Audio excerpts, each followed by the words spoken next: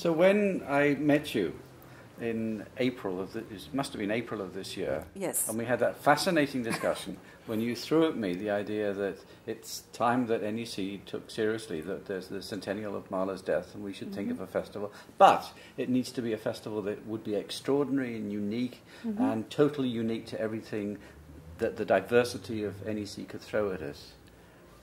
What were you thinking at that point? And now that we are about to launch the very first concert on September 26th, what do you think we've achieved with our plans? We've achieved far more than I've ever imagined would be possible.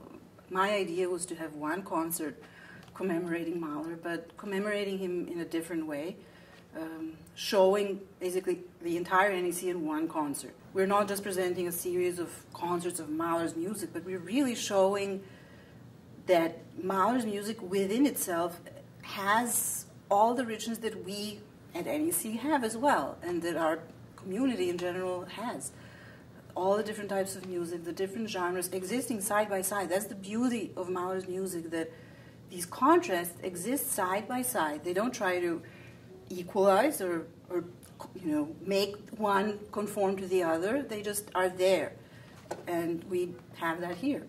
Much of what you write, I would consider to be very romantic in looking at his life, his work, and his influence. It reminds me very much of a lecture I saw Leonard Bernstein give many, many years ago, and in which he talks about Mahler, who died in 1911, actually knowing what the whole of the 20th century was going to unfold and how it was going to develop.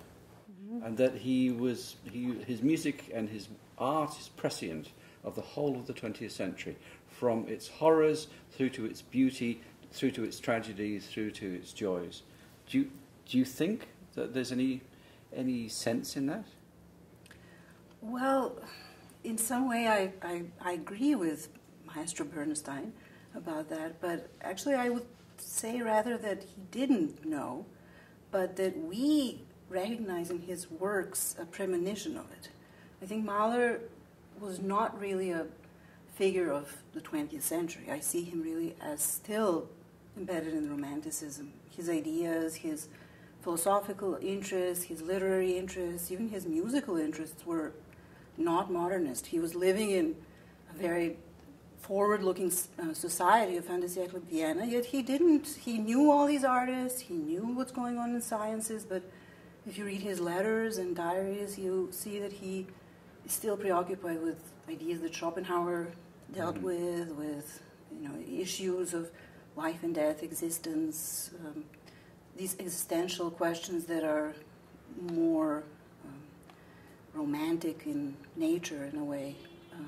But somehow in his music, I feel that he felt that something is different. So it's his music itself that really reflects our society. What was the most modern music that he was involved with as a conductor?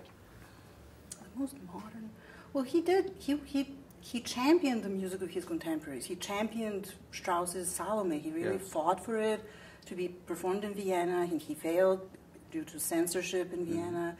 He supported Schoenberg and the composer of the Second Viennese School. He was involved in that musical life, but we also know that privately he said, I know he's doing something great, but I don't understand it. So in that sense, Mahler was lagging, but I wouldn't term it that way at all. He was just a different type of personality than Schoenberg and other. Do you think it makes sense that story, whether it's apocryphal or not, I don't know, that he was going to conduct Ives when he was in New York? I think he wouldn't be against it. I think Mahler in general was interested in championing modern music. So, and especially, it's an interesting connection, Ives and Mahler. It's a whole other festival. So that is. We should think of that one. But yes, he was indeed responsible for a lot of musical developments in Vienna and in America. What about something like the 10th Symphony? Was that rather like Beethoven's Opus 135? Was about to take him in a new direction? Because harmonically, that feels as if it's going to be new. Yes and no, because every symphony one feels these situations like something is going to be new. And in the 10th Symphony as well, the viola recitative in the beginning, where is it going? Yeah, absolutely. And there are these chords that, how do we interpret them? How do we analyze them? But then, after the viola recitative, we have this beautiful, very romantic, tonal section. So this tonality and atonality all the time standing side by side. In the 9th Symphony as well.